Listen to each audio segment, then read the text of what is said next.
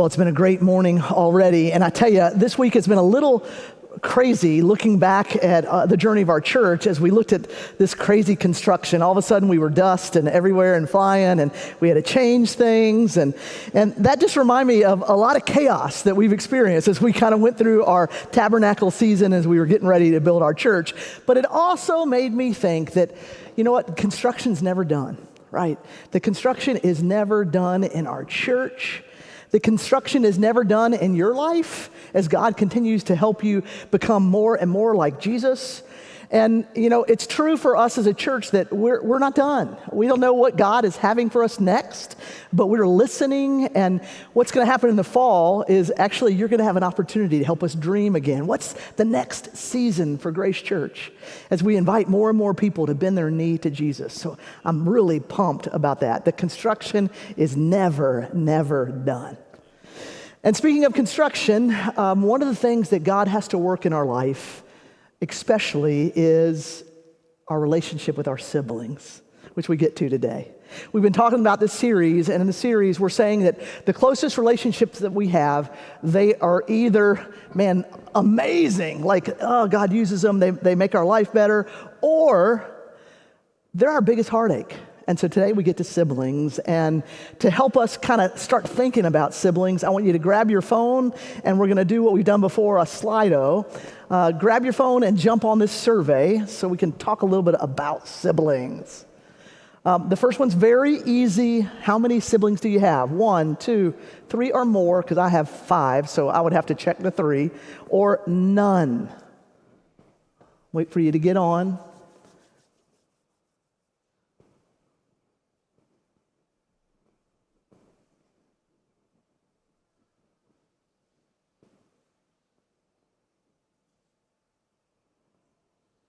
Okay, 2 siblings, just up, 1 sibling's back. I love this. This is so great. All right, but in the room, 97% of you have at least 1 sibling. All right, next question. Where are you on the birth order? Are you the oldest? Are you the middle child? Or are you the baby? Every service we've had more babies than anything else, so I'm curious to see what you got. Up to see it, here we go again. Oh, no, the oldest just took over. That's pretty typical, right? The oldest wants to take over, right? Okay. Let's see. Oldest, youngest, middle. All right, we got the oldest overachievers in here. That's excellent. All right, you just barely won out. All right, next question. This is where it gets hard. Like, I had to share a room with my sibling. Yes or no? It's going to get worse. All right, pretty good split here. All right, more painful, I had to share a car with my sibling. This is tough.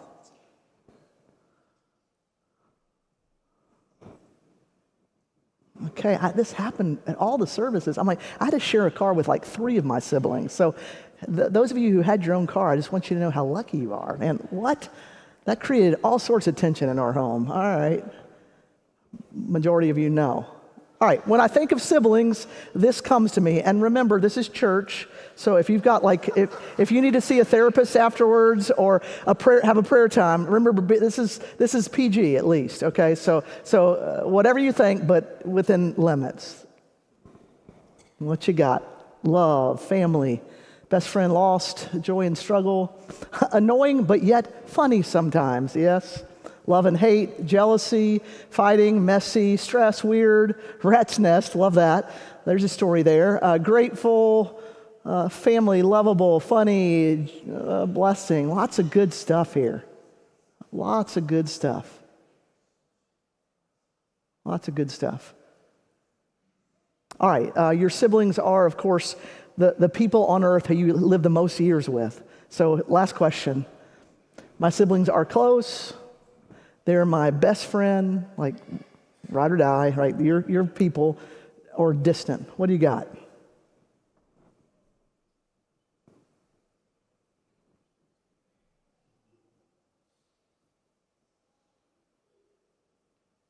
All right, most of y'all are close with your siblings.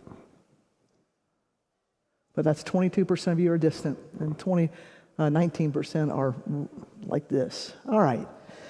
The very first siblings, of course, brothers of Adam and Eve, Cain and Abel, their stories at the very beginning of the Bible in Genesis 4, and here's what it says.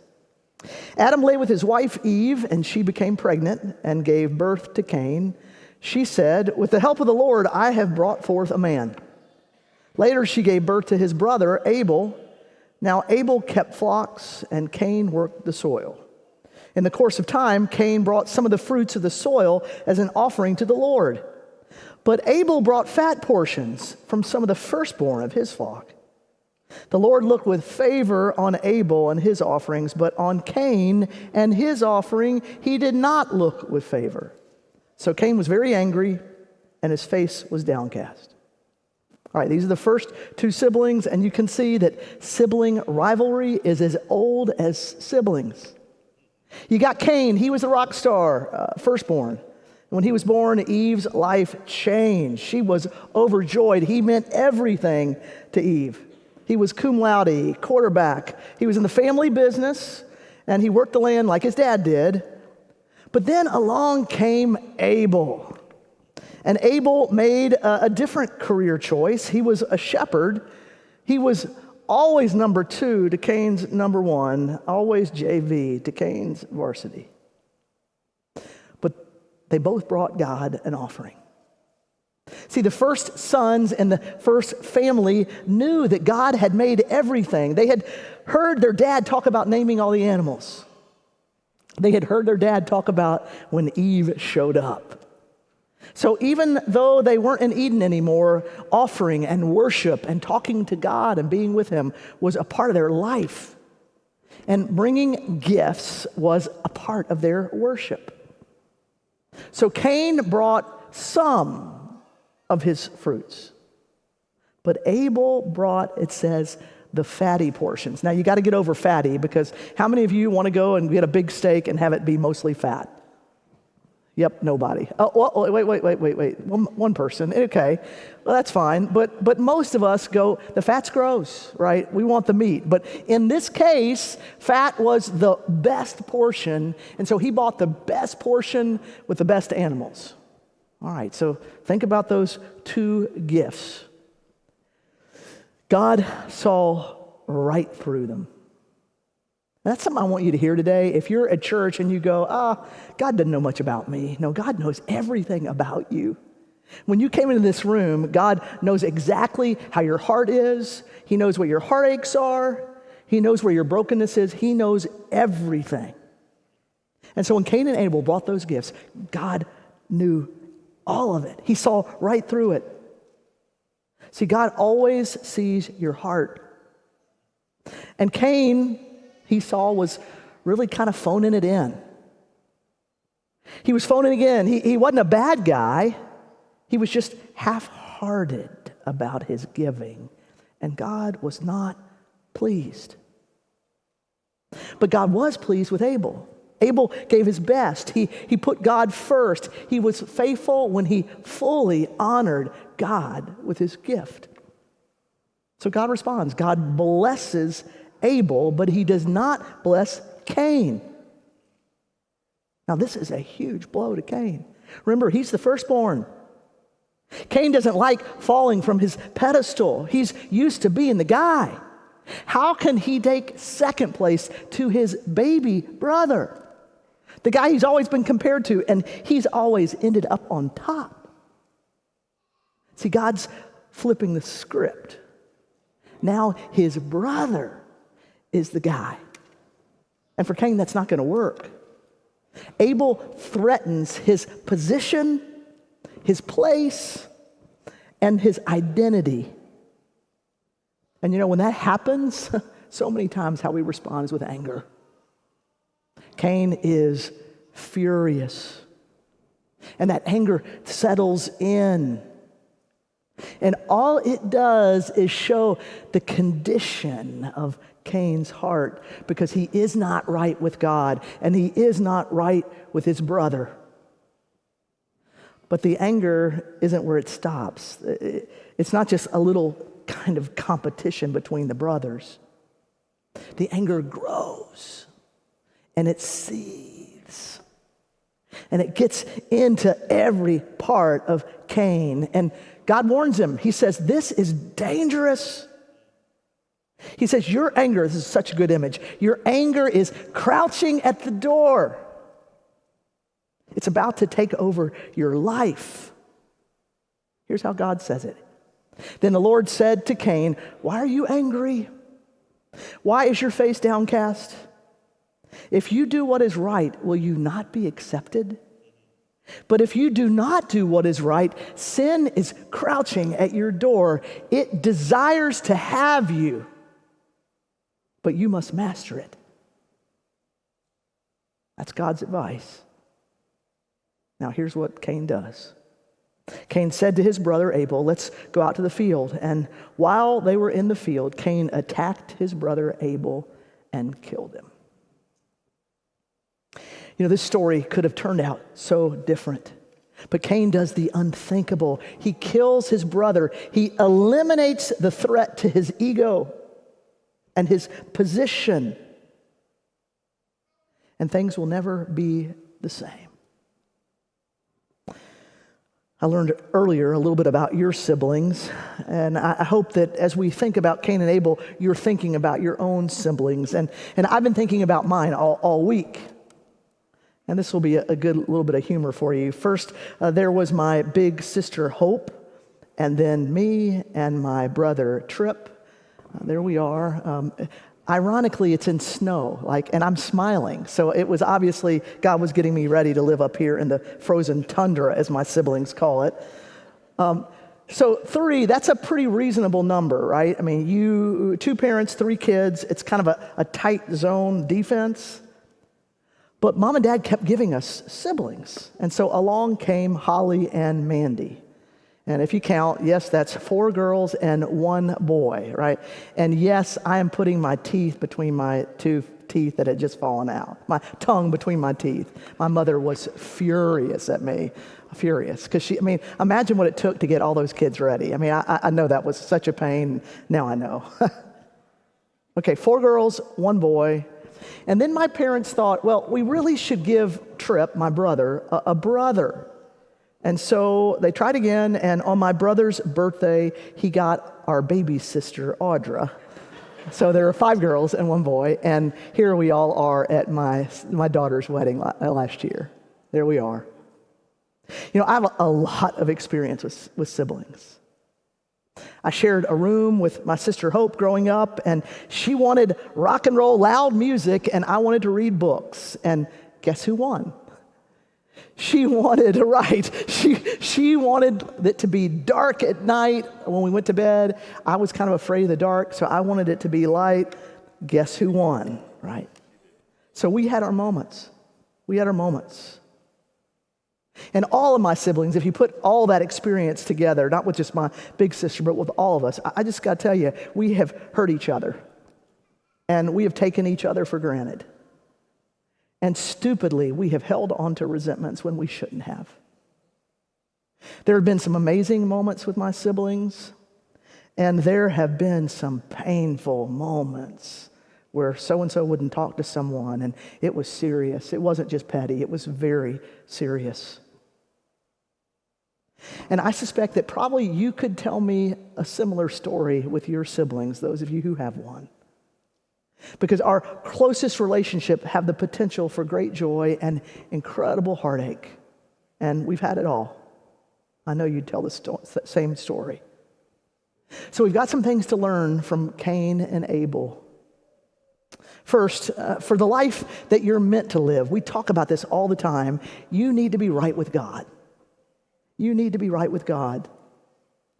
Cain was not right with God. His relationship with God was on the back burner. He was going through the motions, but he wasn't putting God first in his life.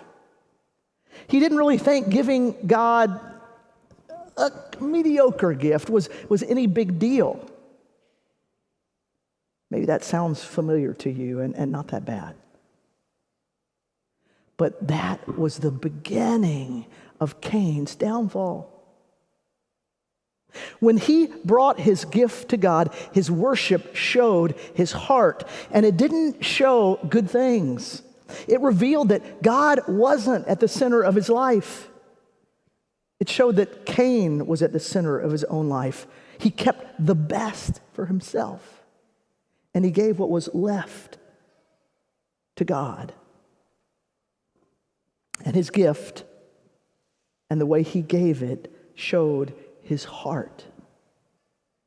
If you get nothing else about coming to Grace Church, I hope you hear this. You were made to be connected to God. The whole Bible tells the whole story. God is chasing you. He wants a relationship with you, and he would do anything to have that relationship with you. You were made to be connected to him. He's a God who will do anything to make you connected to him. But he won't settle for second place or third place. He won't settle for sometimes. You have to make God first in your life. And the way you live shows what you think about God and what you think about yourself. The way you live, not that you're going to be perfect once you say yes to Jesus, but it is different when you put him first. He is making you more and more like him. It is really easy to live your life like Cain gave his offering. See, you're not awful. You haven't done anything terrible. You go to church, you try to go at least twice a month, and you think that's probably enough. You give God a little money, you occasionally serve, but you really want to keep God in his place. You want to worship God on your terms, which means you're not bringing your best. It means you come first, and God is really an accessory. But hear this way of living, this way of treating God is not an isolated problem. What it will do is it will spill out over into every part of your life. When you put God on the shelf, your dating life is affected. Your marriage is affected. Your work is affected. Your sibling relationships are affected. Everything about you, everything, it's all going to go wrong. When we put ourselves in the center of our life, we make ourselves God.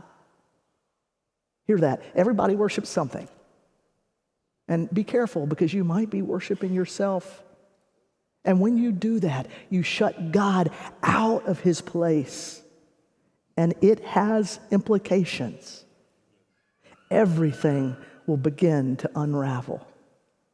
And that's what we see with Cain. See, your closest relationships tell the truth. The people you live your life with, your relationships with, the way those are is a reflection of your heart. Because what goes on outside of your life, your actions, your values, your choices, it reflects what is going on inside. And so your relationships tell the truth. They tell the truth. When Cain got close up to his brother, it exposed his heart. And it exposed his selfishness. And it exposed his anger. And it led to the worst decision of his life, something that would live with him forever. Now, I've told you, I have 5 siblings. You know, I have Mark, and we have 2 kids. And if you were to get them out for coffee and say, well, what is Marnie really like? I'd say, well, they'd tell some good stories, but they'd also tell some selfish stories. See, they know me from the inside out. You cannot fool the people who you are closest to. And one of the very worst moments of my life happened on my son's birthday when he turned 15. At that time, things at work were really, really hard. It was so demanding, and I had 0 margin in my life. Anybody else ever had that experience? Have you ever experienced 0 margin? At least shake your head. You don't have to raise your hand. You have. I know you have. And when you have zero margin, that means, for me, I'm on spiritual fumes. I am not getting the time I need for me. I'm not connecting with God. And that's what my life was like on that birthday, on John's 15th birthday. That night I had planned the perfect, but the up to the minute, like I had no margin. I had planned up to the minute John's birthday dinner. Everybody on their birthday gets to ask Mom, what do you want to have? And John had asked for fried chicken, and that's his favorite. But it takes a lot of time, so I was cutting it close. I got home just in time to fry the chicken, and I went to get the chicken, and I made this terrible discovery as I was about to get it ready. Mark had put the chicken in the freezer and not the refrigerator. You know you can't fry frozen chicken, right? Right. There was no way to make that work. Some days I would have been gracious, but that night I was not. I lost it. There might have been flying chicken. I might have gone nuclear. Man, I was so mad that it ruined my night and it ruined my family's night. And now that's a hilarious joke in our family, but it was not funny at the time because my outside showed my inside. I didn't lead with my relationship with God being at the center and filling me up. The people I love the most were not getting the best from me, and it showed that I had some hard work to do with the Lord.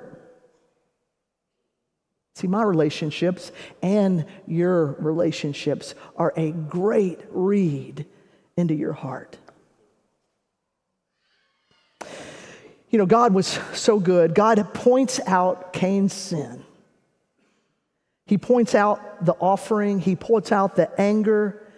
But then he gives Cain a warning. He says, do not let your anger take over. He said, it's crouching at the door and it's ready to get you. See, our God is so merciful. Out of his mercy, God wanted more for Cain. He did not want him to go down the road he was about to go down. He knew the threat.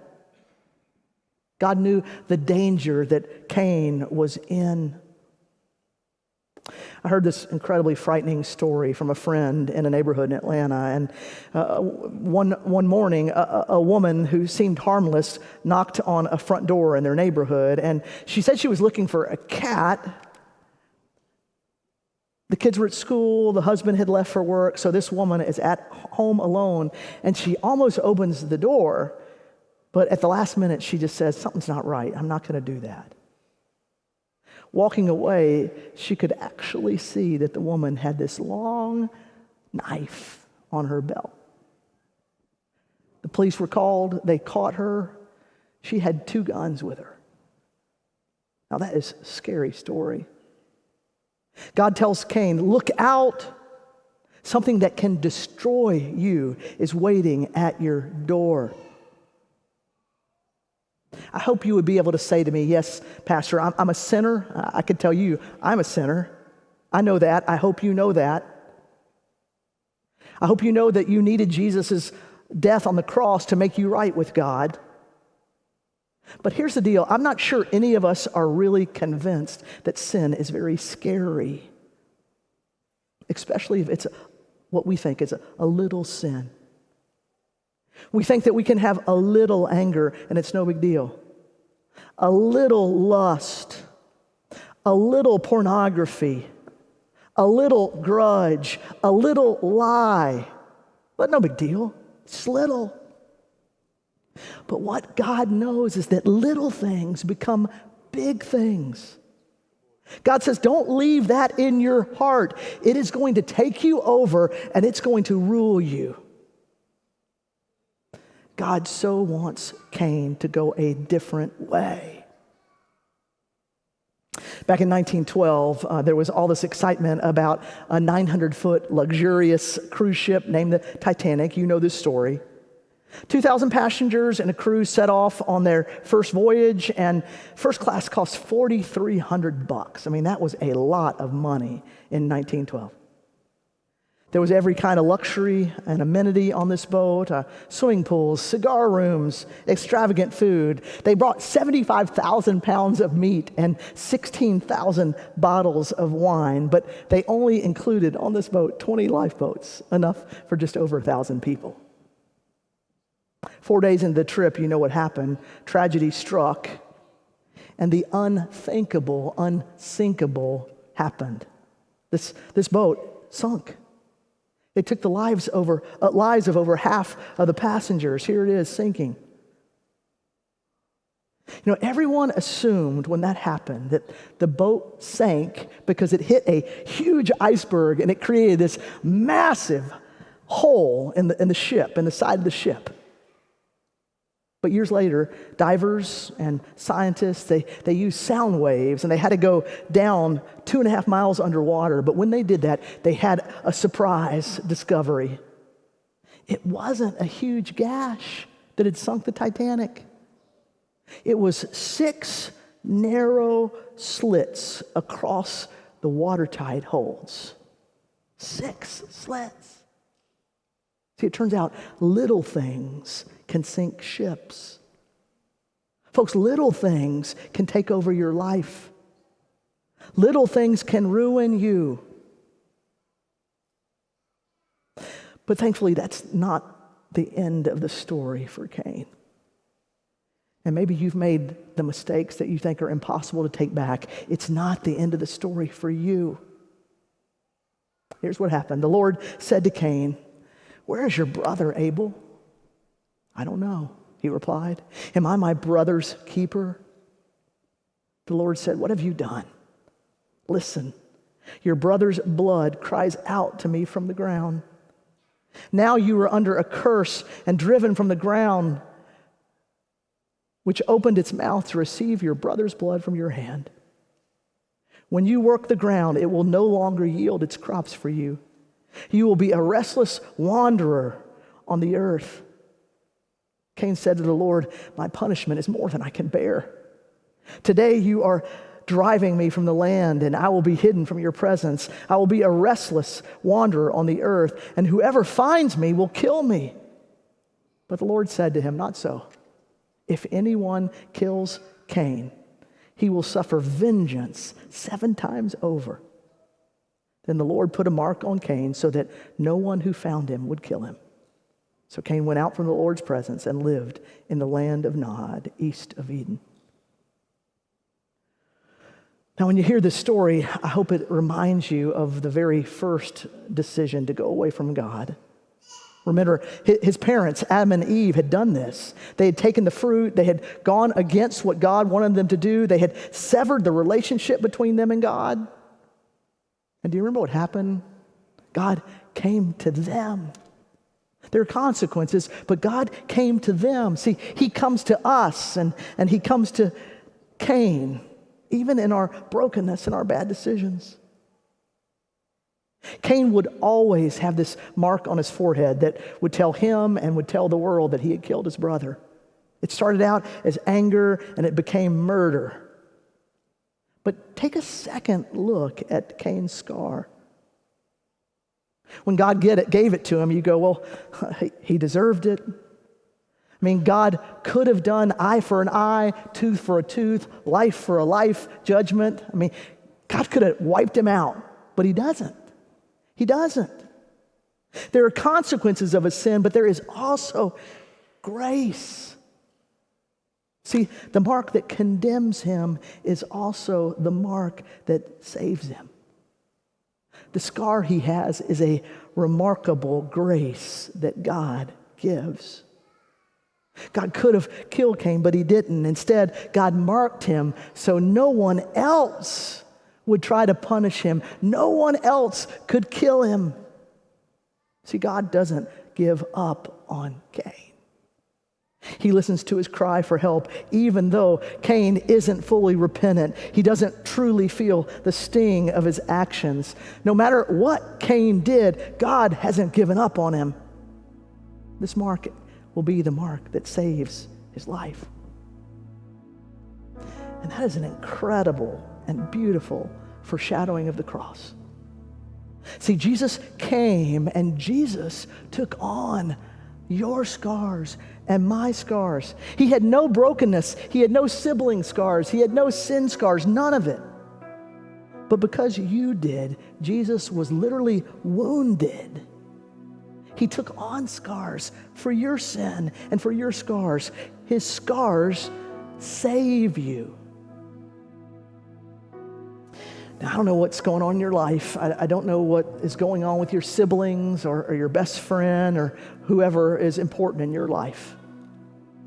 I don't know if today you would say you're really far from God. But every one of us has sin scars in our life. You know yours. The scars start with our broken relationship with God. And then that leads to scars of all kinds. Many are things that you've done that no one else knows. And many are scars from brokenness with the people who you are closest to. See, those deep scars can only be healed.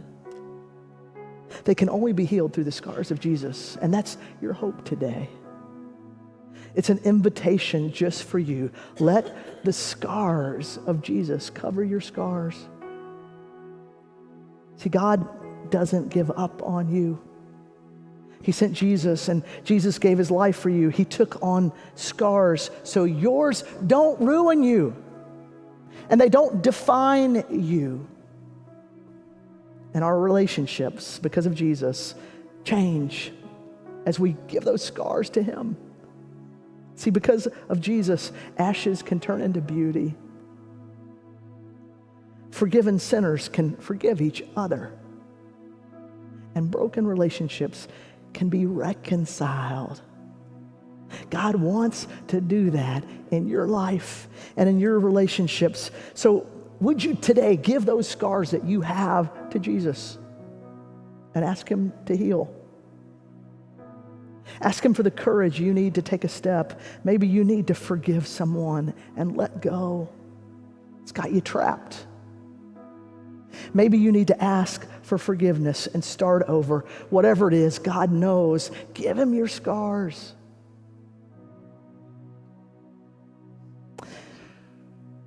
It could have been so different for Cain. But it wasn't.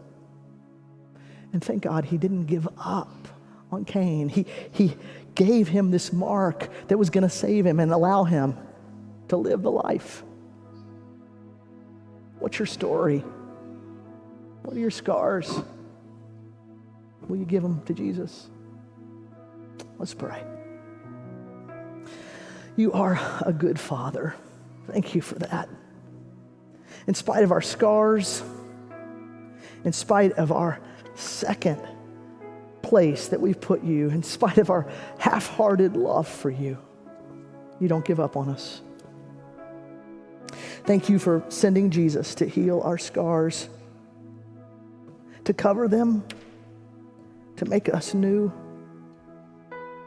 God, I pray, because you know everything that's happening in this room. You know everything that's happening in every heart. So you know the sin scars. You know the sibling scars. You know the scary scars. And you want so much more for us. Do your work in us by the power of your Spirit. Use our scars to send us into your waiting arms. Heal us. Heal our relationships. And God, by the power of the cross, make us right with you. And we pray it in Jesus' name. Amen.